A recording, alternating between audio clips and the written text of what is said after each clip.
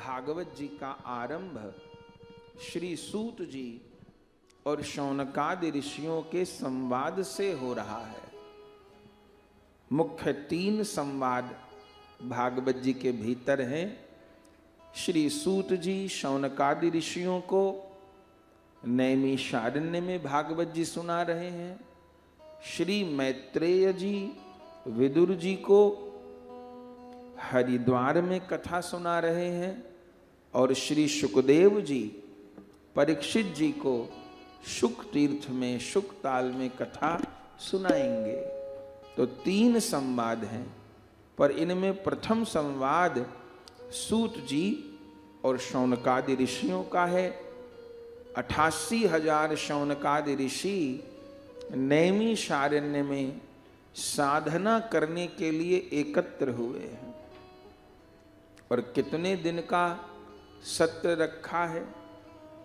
जैसे ये हमारा आपका 7 दिन का अनुष्ठान है, ऐसे शौनकादि ऋषियों ने 1000 वर्ष का अनुष्ठान रखा। जय हो। आयु की तो कमी थी नहीं।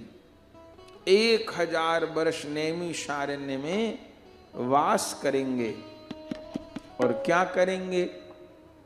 यज्ञ करेंगे, जप करेंगे, आसन करेंगे, प्राणायाम करेंगे, तपस्या करेंगे। सब कर भी रहे थे, लेकिन फिर भी मन जैसा प्रभु में लगना चाहिए ऐसा नहीं लग रहा था। तब शौनकादि ऋषियों को चिंता हुई कि हम लोग साधन करने आए हैं, कर भी रहे हैं, सबके पवित्र हृदय हैं, पर जैसा आनंद आना चाहिए वैसा नहीं आ रहा, क्या किया जाए? तब शौनक जी ने अपने अनुगत ऋषि को कहा कि हम सब कुछ कर रहे हैं, पर हम लोग सत्संग नहीं कर रहे, हम लोग कथा श्रवण नहीं कर रहे।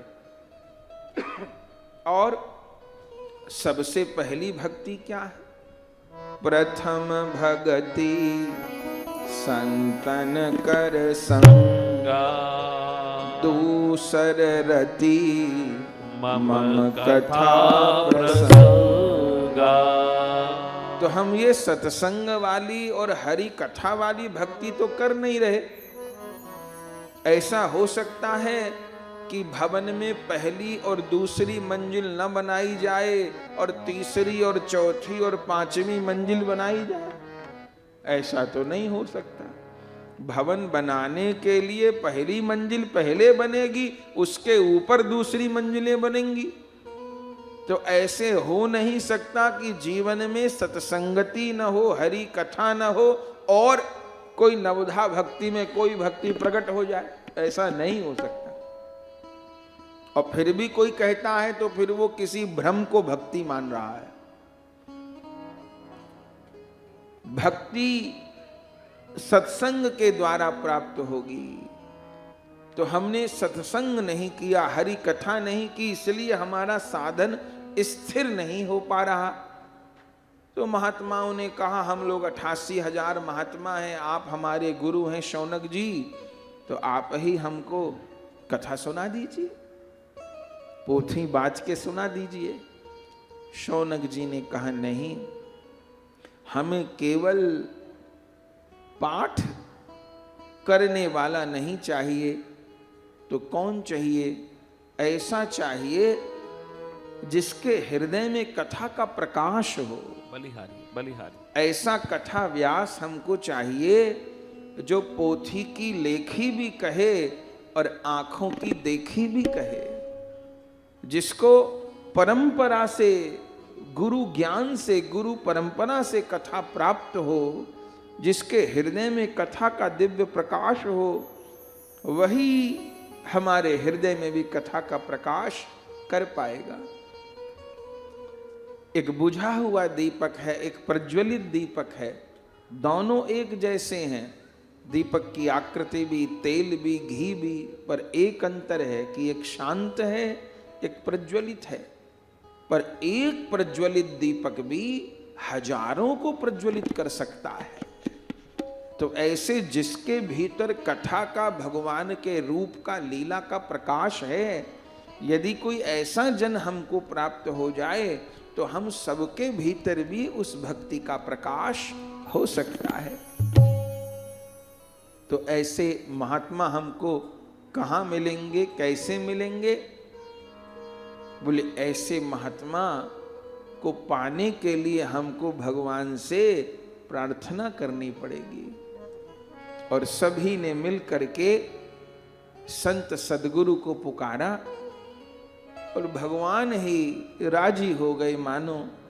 और उस समय निमंत्रण देने नहीं गए शौनक जी, उस समय स्वयं सूत जी हाथ में पोथी लिए माला के द्वारा भगवान नाम जप करते हुए स्वयं सूत जी चलते चलते आकर के नैमिषारण्य में उपस्थित हो गए। उस समय शौनकादि ऋषियों ने चरणों में प्रणाम किया है, ऊंचे टीले पर आसन देकर बिठाया है।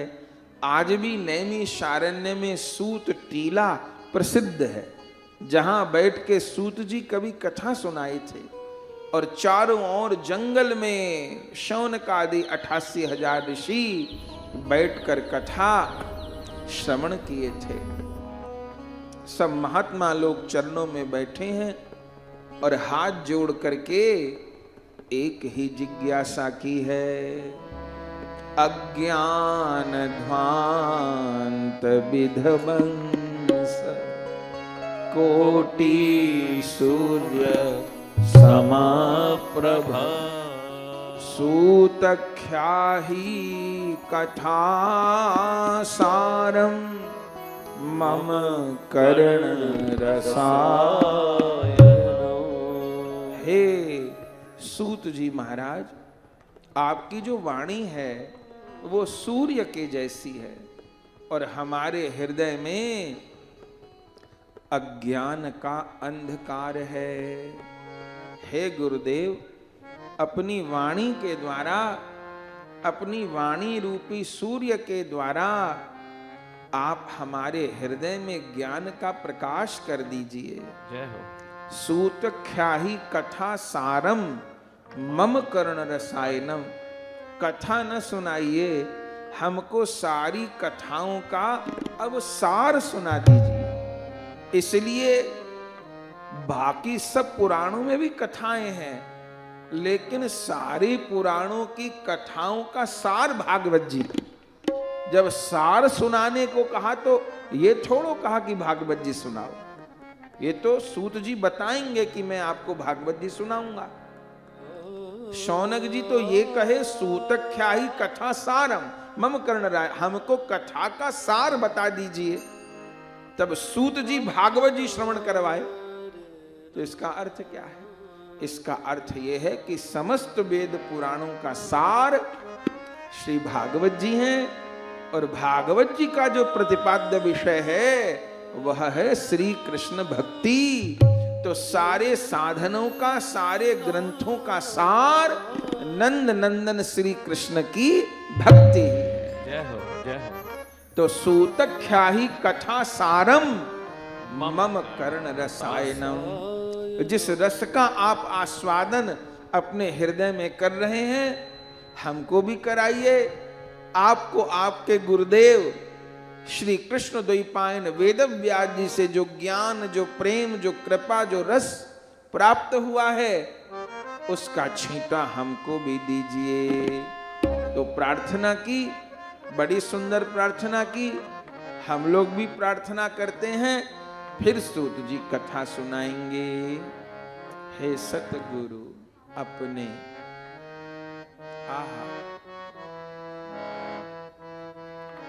श्री शौनकादि ऋषि प्रार्थना कर रहे हैं।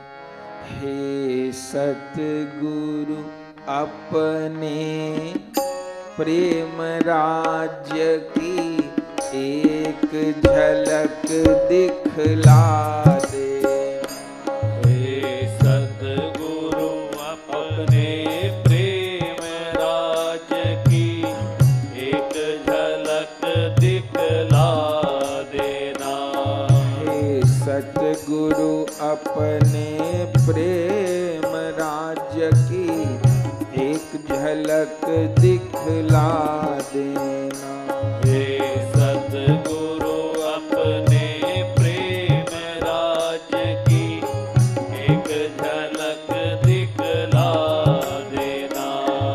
मैं योग्य आपके बन न सका, फिर भी मुझे नाथ निभा लेना।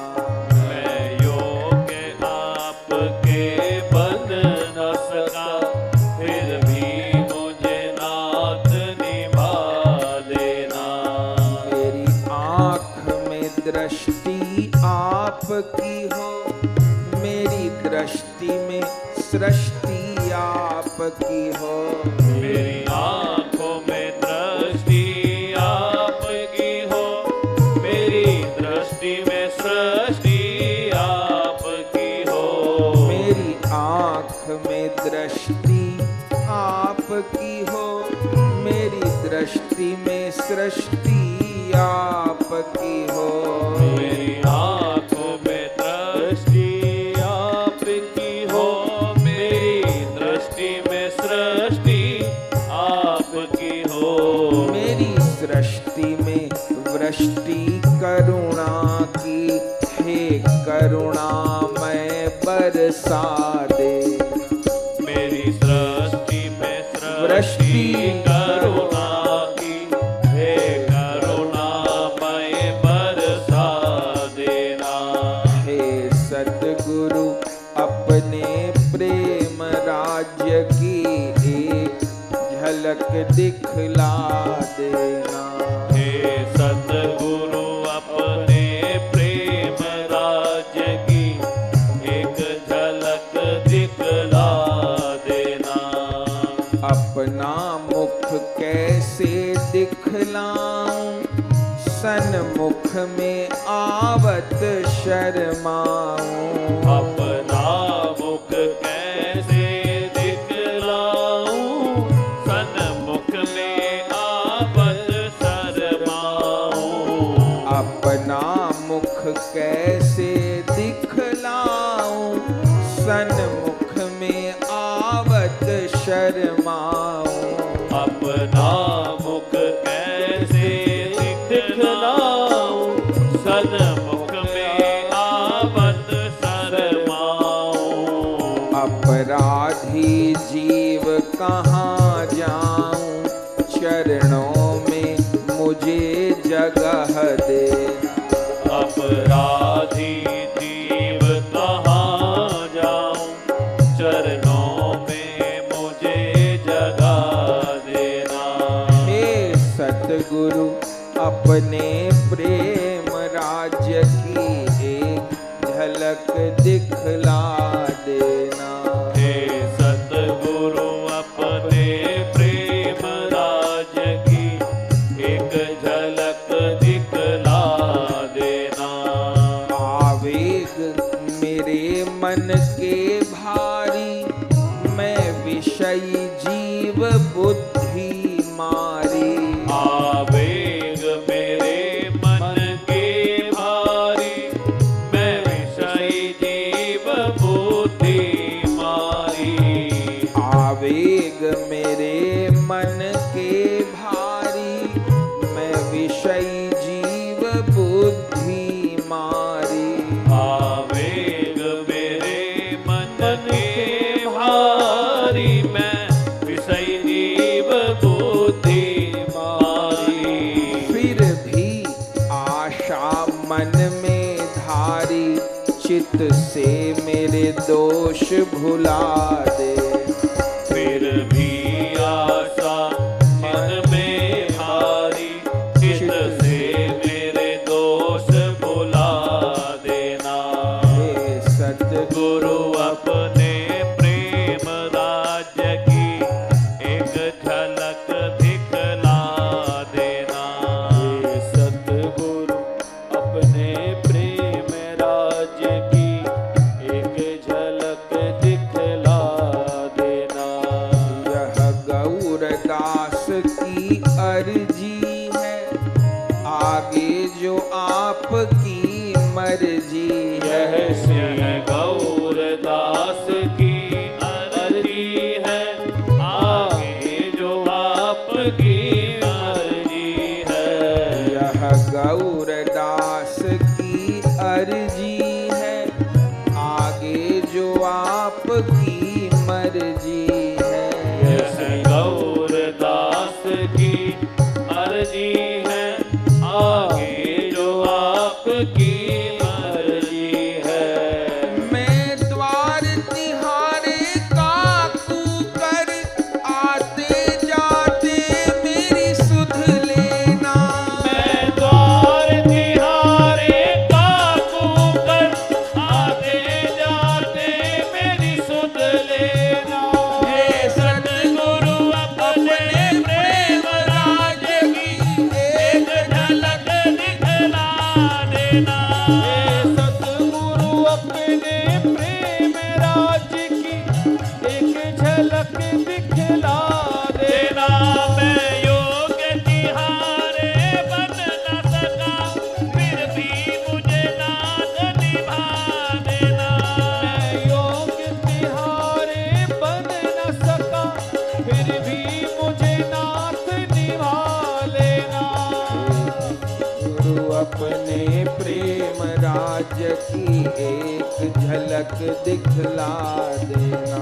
हे सतगुरु अपने प्रेम राज की एक झलक दिखला देना। जय गुरु श्री गुरु, जय गुरु श्री गुरु, जय गुरु श्री गुरु, जय गुरु जय गुरु श्री गुरु, जय गुरु श्री गुरु, जय गुरु श्री गुरु, जय गुरु श्री गुरु। जय गुरु श्री गुरु, जय गुरु श्री गुरु, जय गुरु श्री गुरु, जय गुरु श्री।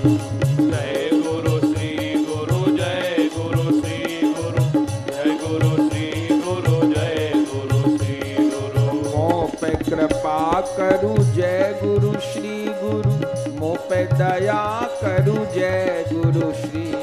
मोह पे कृपा करो जय गुरु श्री गुरु, मोह पे दया करो जय गुरु श्री गुरु। मोह पे कृपा करूं जय गुरु श्री गुरु, मोह पे दया करूं जय गुरु श्री गुरु। मोह पे कृपा करो जय गुरु श्री गुरु, मोह पे दया करो जय गुरु श्री गुरु। जय गुरु श्री गुरु, जय गुरु श्री गुरु, जय गुरु श्री गुरु, जय गुरु श्री गुरु। जय गुरु श्री गुरु, जय गुरु श्री गुरु, जय गुरु श्री गुरु, जय गुरु श्री गुरु। जय गुरु श्री गुरु, जय गुरु श्री गुरु, जय गुरु श्री गुरु, जय गुरु श्री गुरु। जय गुरु श्री गुरु, जय गुरु श्री गुरु, जय गुरु श्री गुरु, जय गुरु श्री गुरु। भक्ति प्रेम भरु जय गुरु श्री गुरु, भक्ति प्रेम भरु जय गुरु श्री गुरु। भक्ति प्रेम भरु जय गुरु श्री गुरु, भक्ति प्रेम भरु जय गुरु श्री गुरु। हरि कथा दान करू जय गुरु श्री गुरु, कथा दान करू जय गुरु श्री। हरि कथा दान करो जय गुरु श्री गुरु, कथा दान करो जय गुरु श्री गुरु। मम अज्ञान हरु जय गुरु श्री गुरु, मम अज्ञान हरु जय गुरु श्री। मम ज्ञान हरु जय गुरु श्री गुरु, मम ज्ञान हरु जय गुरु श्री गुरु। मम कल्याण करू जय गुरु श्री गुरु, मम कल्याण करू जय गुरु। मम कल्याण करो जय गुरु श्री गुरु, मम कल्याण करो जय गुरु श्री गुरु। भव से पार करू जय गुरु श्री गुरु, भव से पार करू जय गुरु। भव से पार करो जय गुरु श्री गुरु, भव से पार करो जय गुरु श्री गुरु। जय गुरु श्री गुरु, जय गुरु श्री गुरु, जय गुरु श्री गुरु, जय गुरु श्री गुरु, जय गुरु श्री गुरु, जय गुरु श्री गुरु, जय गुरु। आनंद हो गया। तो श्री शौनकादि ऋषियों ने श्री सूत जी महाराज को प्रार्थना की और फिर श्री सूत जी परम प्रसन्न होकर के श्री भागवत जी श्रवण कराने के लिए उपस्थित हुए। बड़ी बड़ी सुंदर प्रार्थनाएं की। श्रेयसाम यद भवत श्रेय पावना नाम च पावनम कृष्ण प्राप्ति करम शाश्वत साधनम तदवदाधुना चिंतामणि लोक सुखम सुरद्रु स्वर्ग संपदाम प्रयच्छति गुरु प्रीतो वैकुंठम योगी दुर्लभम। हे सूत जी, किसी को चिंतामणि मिल जाए तो उसकी सांसारिक चिंता दूर हो जाए, किसी को कल्प वृक्ष मिल जाए तो उसको स्वर्ग के सुख मिल जाए, पर प्रयच्छति गुरु प्रीतो वैकुंठम योगी दुर्लभम, जिसको आप जैसे गुरु मिल जाएं उसको तो अंततः परम सुख की प्राप्ति हो जाती है, भगवान के नित्य धाम की प्राप्ति हो जाती है।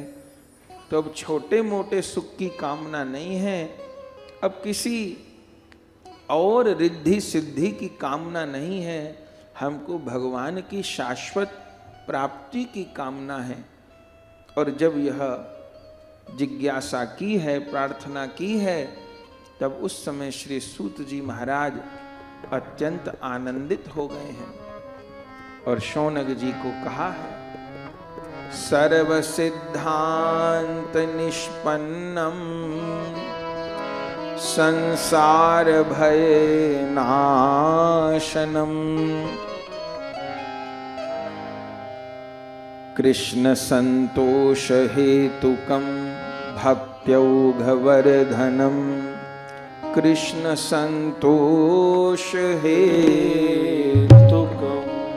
हे शौनक जी, अब हम आपको ऐसी कथा सुनाएंगे जो सारे सिद्धांतों की निष्पत्ति करने वाली हो, जो हृदय में भक्ति का वर्धन करने वाली हो, जो संसार भय को नष्ट करने वाली हो और जो श्री कृष्ण को प्रसन्न करने वाली हो।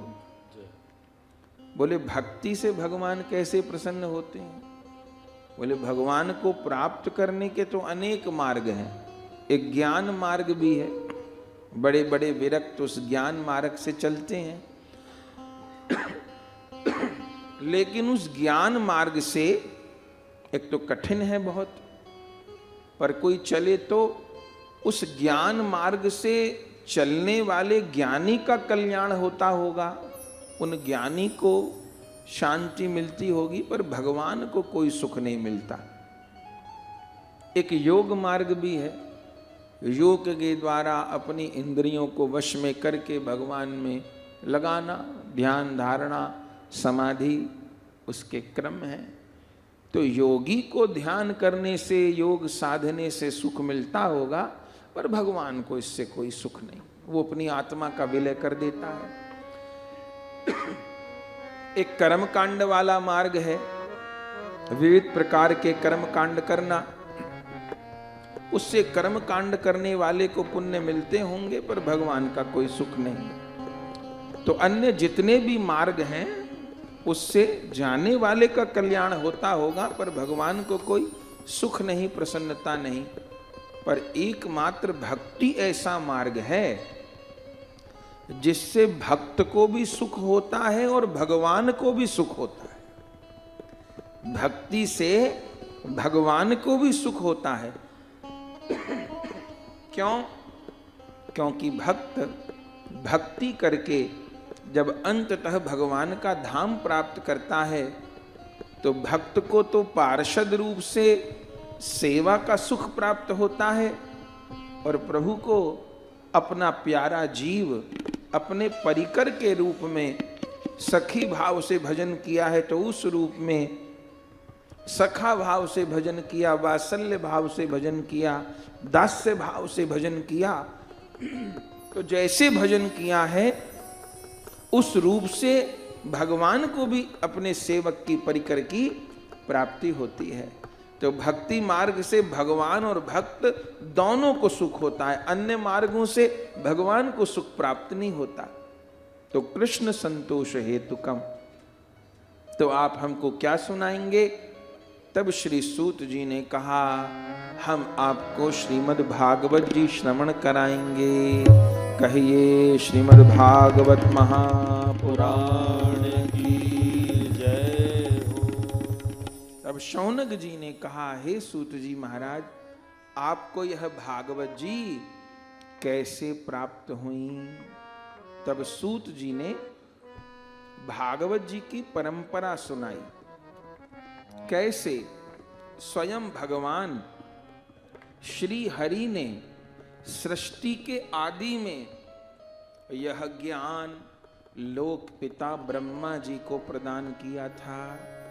कैसे 4 श्लोकों में, जिसको चतुश्लोकी भागवत कहते हैं, स्वयं श्री हरि ने वह चतुश्लोकी भागवत के रूप में ज्ञान ब्रह्मा जी को दिया था, और ब्रह्मा जी ने प्रार्थना करने पर वह ज्ञान नारद जी को प्रदान किया था।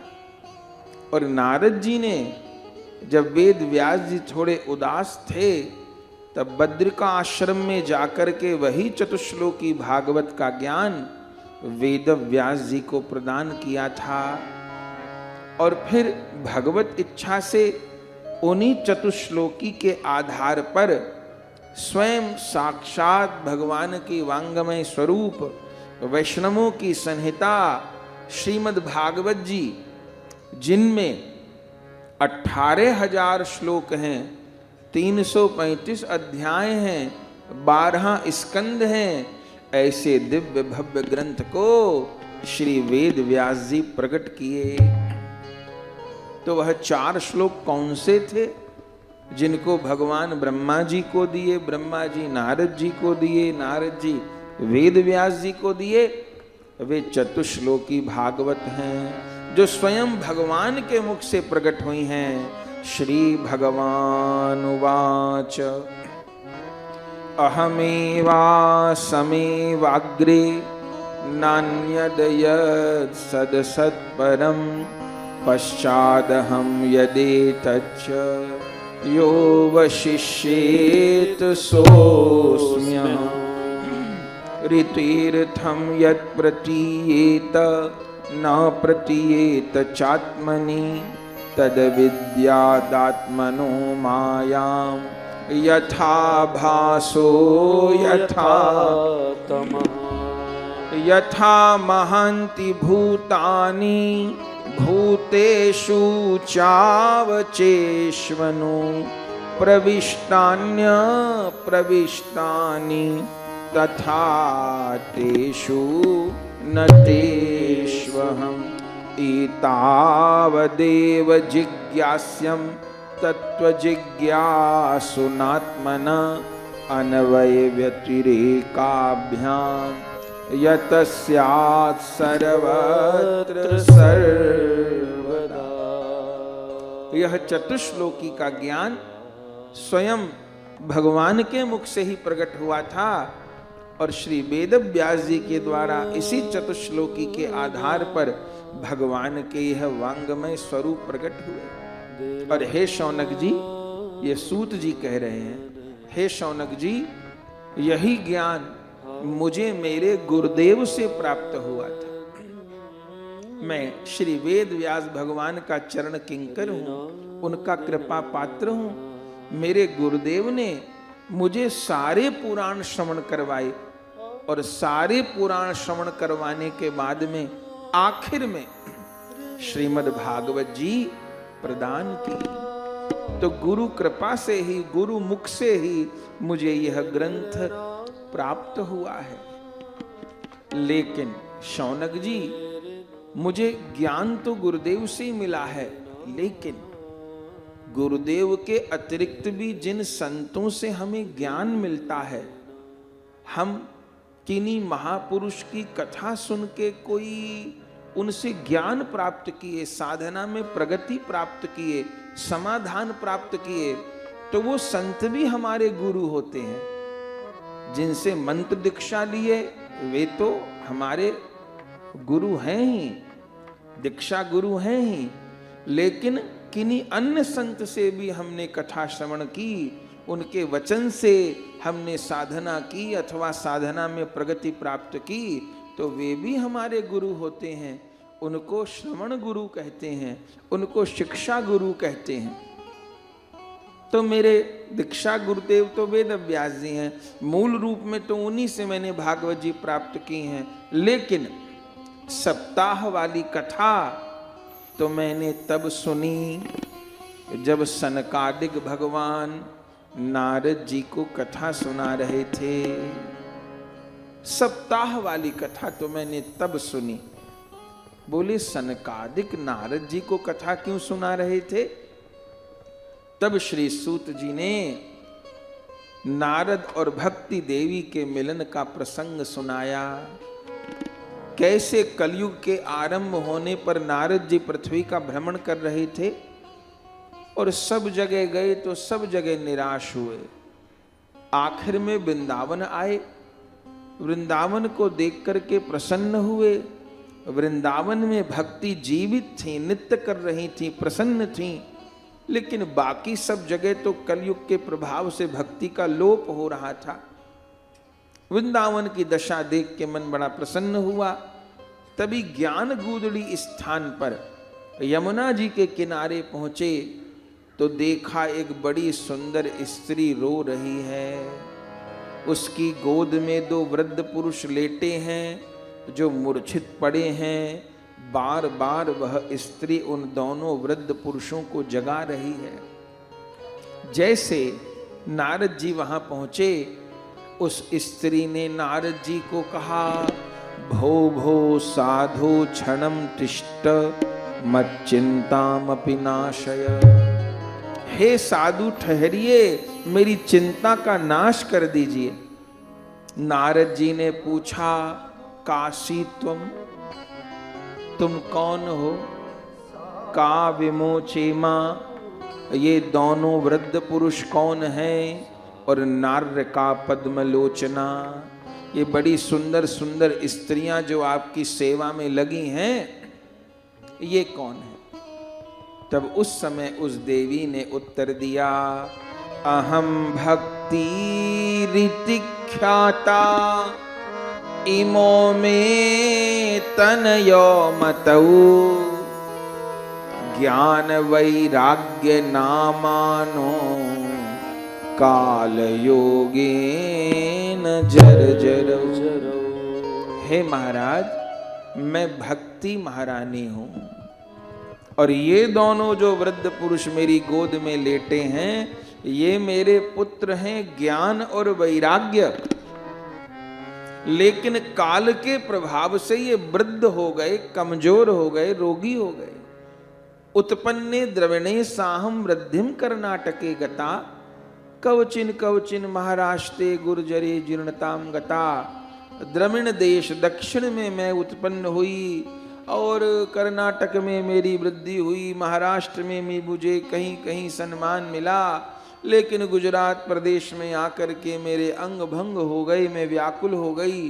किसी प्रकार प्राण बचाकर वृंदावन आई। वृंदावन के प्रभाव से फिर से मैं चेतन हो गई, युवा हो गई। लेकिन यहाँ वृंदावन में भक्ति के ग्राहक तो सब हैं, यहाँ ज्ञान वैराग्य को कोई नहीं चाहता। इसके लिए मेरे पुत्र ज्ञान वैराग्य मूर्छित पड़े हैं। हे महात्मा, आप कुछ कहिए। और ये आप पूछती हो कि ये जो देवियां खड़ी हैं, कोई पंखा कर रही, कोई बीजना कर रही, कोई चंवर कर रही, इनमें कोई गंगा जी हैं, कोई यमुना जी हैं, कोई कावेरी हैं, कोई गोदावरी हैं, जो सब सेवा में लगी हैं। जैसे भक्ति महारानी ने अपना परिचय दिया, श्री नारद जी ने उसी समय साष्टांग दंडवत प्रणाम किया और भक्ति महारानी का दुख दूर करने में लग गए। भागवत जी में लिखा है, वेद वेदांत घोषस्य गीता पाठिर मुहुर्मुहु। वेद सुनाए, उपनिषद सुनाए, गीता तो जाने कितनी बार सुनाई, लेकिन ज्ञान वैराग्य को जागृति नहीं हुई। आखिर में नारद जी सोचने लगे कि ये क्या हुआ, मैं तो जितने उपाय जानता था, ओ कर लिए, जागृत नहीं हो रहे। आखिर में नारद जी भगवान का स्मरण किए और भगवान आज्ञा किए कि संतों के पास जाओ, संत ही बताएंगे कि जीवन में ज्ञान कैसे प्राप्त होगा, वैराग्य कैसे जागृत होगा और भक्ति महारानी कैसे प्रसन्न होंगी। तब श्री नारद जी संतों को ढूंढने निकले और आखिर में चलते चलते जब उत्तराखंड पहुंचे, बद्रीनाथ जी, तो वहां क्या देखा, 4-5 बरस के महात्मा बैठे हैं। ये 5 बरस के 4 महात्मा कौन थे? ये ब्रह्मा जी की प्रथम संतान सनकादिक हैं। इनके लिए भागवत जी में क्या लिखा है? सदा वैकुंठ निलया हरि कीर्तन तत्परा लीला रसोन्मत्ता कथा मात्रैक जीवना। ये चारों भाई कैसे हैं? ब्रह्मा जी से ही प्रकट हुए हैं, ब्रह्मा जी की संतान है और वर प्रभु से इन्होंने प्राप्त किया है। कभी इनकी आयु नहीं बढ़ती, 5 ही बरस के बने रहते हैं। हृदय निर्विकार रहता है और निरंतर क्या काम करते हैं? बोले सदा वैकुंठ निलया हरि कीर्तन तत्परा और लीला रसोन्मत्ता कथा मात्र के जीवन। इनके 2 काम हैं, एक तो निरंतर कथा कहते और सुनते रहते हैं, चारों ही ज्ञानी हैं। एक कथा सुनाता है, बाकी 3 सुनते हैं। और दूसरा काम क्या करते हैं? इनका एक प्रसिद्ध कीर्तन है, उसी कीर्तन को ये गाते हैं और उसी को जपते हैं। क्या कीर्तन है इनका? हरि शरणम हरि शरणम हरि शरणम हरि शरणम हरि शरणं हरि शरणं हरि शरणं हरि शरणं हरि शरणं हरि शरणं हरि शरणं हरि शरणं हरि शरणं हरि शरणं हरि शरणं हरि शरणं हरि शरणम हरि शरणम हरि शरणं हरि शरणं हरि शरणम हरि शरणम हरि शरणं हरि शरणं हरि शरणम हरि शरणम हरि शरणं हरि शरणं हरि शरणम हरि शरणम हरि शरणं हरि शरणं हरि शरणम हरि शरणम हरि शरणं हरि शरणं हरि शरणम हरि शरणम हरि शरणम हरि शरणो हरि शरणं हरि शरणं हरि शरणं हरि शरणं हरि शरणम हरि शरणम हरि शरणम हरि शरणम हरि शरणं हरि शरणं हरि शरणं हरि शरणं हरि शरणम हरि शरणम हरि शरणं हरि शरणं हरि शरणम हरि शरणम हरि शरणं हरि शरणं। क्या कहें? तो निरंतर हरि नाम और हरि कथा में निमग्न रहते हैं। श्री नारद जी इन्हीं के पास पहुंचे और सारी बात बताई। तब सनकादिक ने कहा, नारद भैया, ये भक्ति ज्ञान वैराग्य का दुख ऐसे दूर नहीं होगा तो कैसे होगा? एक ही उपाय है कि भक्ति ज्ञान वैराग्य के निमित्त श्रीमद् भागवत जी की सप्ताह कथा कराओ, तो ज्ञान वैराग्य की मूर्छा भी दूर हो जाएगी और भक्ति महारानी प्रसन्न भी हो जाएंगी। तो किनसे कथा श्रवण करें? सनकादिक जी ने कहा कि सकाम अनुष्ठान तो हम नहीं करते, पर नारद जैसे यजमान हो, नारद भैया जैसे, तो हम भी कथा सुना देंगे। तो बोले सुनाइए। सनकादिक ने कहा तो भक्ति ज्ञान वैराग्य को यहीं ले आओ, यहां सुना देंगे बद्रीनाथ जी में। श्री नारद जी ने कहा इतने ऊंचे पर कथा मत करिए कि सब लोग पहुंच ही न पावें। अब बद्रीनाथ जी की यात्रा तो बड़ी कठिन है, सब नहीं आ पाएंगे। तो बोले आप कुछ नीचे आ जाओ और नीचे वाले कुछ ऊपर आ जाएं और बीच में मिलान हो जाए। बोले कहाँ आ जाएं? बोले बद्रीनाथ जी है हरि का दरबार और नीचे है हरिद्वार। जय हो। हरिद्वार के दो नाम हैं, हरद्वार भी कहते हैं, हरिद्वार भी कहते हैं, क्योंकि बद्रीनाथ जी का भी वही द्वार है, रास्ता है, और हर माने केदारनाथ जी का भी वही रास्ता है। अभी तो बहुत साधन हो गए, न तो पहले हरिद्वार से सब लोग पैदल ही जाते थे, कोई साधन नहीं थे। आज से 100 साल पहले भी तो यात्राएं होती थी चार धाम की, अब तो कितने साधन हो गए। हमने अपने बुजुर्गों से सुना है कि गांव से लोग जाते थे चार धाम करने, माने बद्री केदार करने, तो घर से ये कह के जाते थे कि लौट आए तो ठीक है, नहीं लौट आए तो कोई बात नहीं, क्योंकि वहाँ पता ही नहीं कि क्या होगा, कहाँ पहाड़ सरकेगा, कहाँ बर्फ गिरेगी, कहाँ झरना फूटेगा।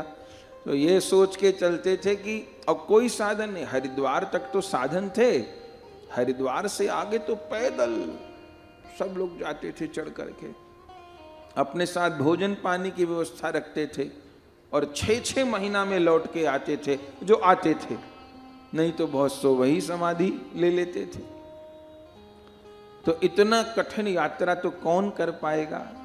तो आप कुछ नीचे आ जाओ। तब सनकादिक ने स्वीकार किया। हरिद्वार में कथा का आयोजन हुआ और श्री नारद जी ने लोक लोकांतर में जाकर के सबको समाचार दे दिया और सभी साधु महात्मा कथा श्रवण के लिए उपस्थित हुए। और श्री नारद जी ने भक्ति ज्ञान वैराग्य को नहीं लाए, चूंकि वो लाने की स्थिति में नहीं थे। तो नारद जी ने संकल्प लिया। इससे एक बात स्पष्ट होती है कि संकल्प से भी भागवत जी फल देती हैं। किसी के निमित्त मूल पाठ का संकल्प कोई करे, अब जैसे यहाँ संतान ही तो हैं, तो अपने माता पिता और पितरों के निमित्त तो संकल्प किए, तो पितर लोग आके थोड़ो संकल्प किए हैं। लेकिन संतान संकल्प करेगी तो पितृगण को प्राप्त होगा। तो संकल्प किए नारद जी, पर किस चीज के लिए संकल्प किए? कि ज्ञान वैराग्य का कष्ट दूर हो, भक्ति महारानी प्रसन्न हो, इस उद्देश्य से संकल्प किए। और ज्यों श्री सनकादिक कथा श्रवण कराने के लिए विराजमान हुए और भागवत जी का प्रथम श्लोक ही कहा, जन्मादस्य यतुन्वयादि तरतश्चार्थेष्वभिज्ञ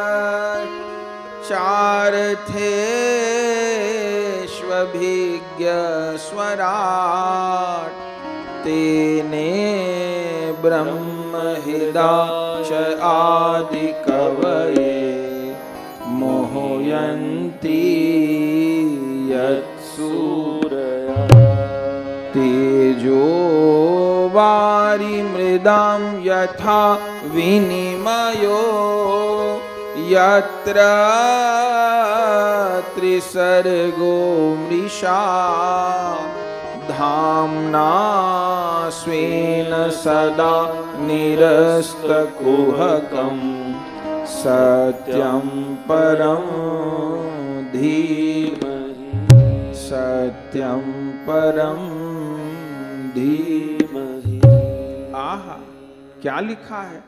जैसे सनकादिक भगवान प्रथम श्लोक का ही उच्चारण किए, अभी व्याख्या ही हो रही थी, महात्मा ही हो रहा था कि उसी समय भक्ति सुतौ तो तरुणो गृहीत्वा प्रेमी करूपा सहसा विरासित श्री कृष्ण गोविंद हरे मुरारी नाथेति नामानि मुहुर्वदन्ति। उसी समय प्रथम श्लोक का प्रथम दिन उच्चारण हो रहा था कि भक्ति ज्ञान वैराग्य प्रकट हो गए कथा परिसर में, और तीनों माँ बेटा गले में बहियां डाल के तीनों माँ बेटा नृत्य करने लगे। कौन कीर्तन करने लगे? लिखा है भागवत जी में, श्री कृष्ण गोविंद हरे मुरारे नाथेति नामानि मुहुर्वदन्ति।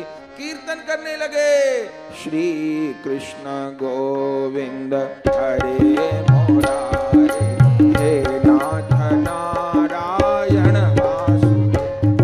श्री कृष्ण गोविंद सब कीर्तन करने लगे जोर जोर।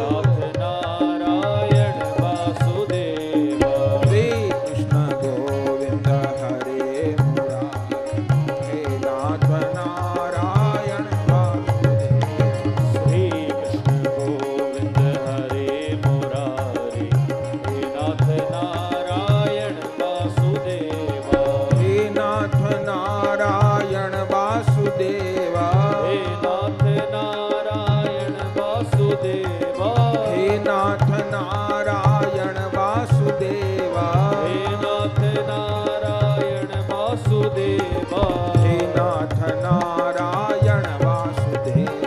हे नाथ नारायण वासुदेव।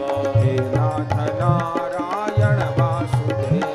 हे नाथ नारायण वासुदेव। श्री कृष्ण गोविंद हरे मुरारे हे नाथ नारायण वासुदेव। श्री कृष्ण गोविंद हरे मुरारे हे नाथ नारायण वासुदेव। श्री कृष्ण गोविंद हरे मुरारे हे नाथ नारायण वासुदेव। श्री कृष्ण गोविंद हरे मुरारे हे नाथ नारायण वासुदेव। श्री कृष्ण गोविंद हरे मुरारे हे नाथ नारायण वासुदेव। श्री कृष्ण गोविंद हरे मुरारे हे नाथ नारायण वासुदेव। हे नाथ नारायण वासुदेव। हे नाथ नारायण वासुदेव। हे नाथ नारायण वासुदेव। हे नाथ नारायण वासुदेव। आनंद हो गया। खूब नृत्य किया भक्ति महारानी ने, ज्ञान वैराग्य ने, और सब महात्मा लोग नृत्य करने लगे। बड़ा सुंदर वर्णन है महात्म्य में। और जब कीर्तन विश्राम हुआ, अब नारद जी तो कितने प्रसन्न हुए। पहले दिन ही मनोरथ पूरा हो गया, बड़े प्रसन्न भये। और उस समय भक्ति ज्ञान वैराग्य ने कहा, अब हम भी बैठ के कथा सुनेंगे। तो नारद जी, हम कहाँ बैठे, हमारा आसन कहाँ है? तब नारद जी ने कहा कि ब्राह्मण लोग वेदी तो बनाए हैं, भागवत जी में वेदी से पूजन होता है ना, सप्तघृत मातृका और असंख्याति रुद्र, और फिर बीच में सर्वतोभद्र मंडल, पितरों की पीठ भी, सब जो कर्म कांड के आचार्य गण हैं वो उस विधि से पीठ बनाते हैं, और यजमान प्रतिदिन पूजन करता है। श्रद्धा पूर्वक करना ही चाहिए। तो श्री नारद जी ने कहा कि ब्राह्मण लोग पीठ तो बनाए हैं और सब यथाविध है, लेकिन भक्ति ज्ञान वैराग्य की कहाँ पीठ बनी हुई खबर नहीं। और आचार्य लोग जो पूजा कराते हैं तो उसमें भक्ति ज्ञान वैराग्य की पीठ कहाँ होती है खबर नहीं। तो भक्ति ज्ञान वैराग्य को कहाँ आसन दिया जाए? बोले गुरु जी से ही पूछो। तो सनकादिक से कहा कि महाराज भक्ति ज्ञान वैराग्य कहते हैं कि हम कहाँ विराजमान हो? तब सनकादिक ने कहा कि भेद भक्ति महारानी, हे ज्ञान वैराग्य, आप सामान्य आसन पर विराजमान न हो, जो प्रेम पूर्वक भागवत जी की कथा कह रहे हैं और जो प्रेम पूर्वक भागवत जी की कथा सुन रहे हैं, उनके हृदय आसन पर आप विराजमान, श्रोता वक्ता के हृदय में आप विराजमान होइए। तो भक्ति महारानी तो सबके हृदय में व्याप गई, ज्ञान वैराग्य के साथ में आनंद पूर्वक कथा होने लगी।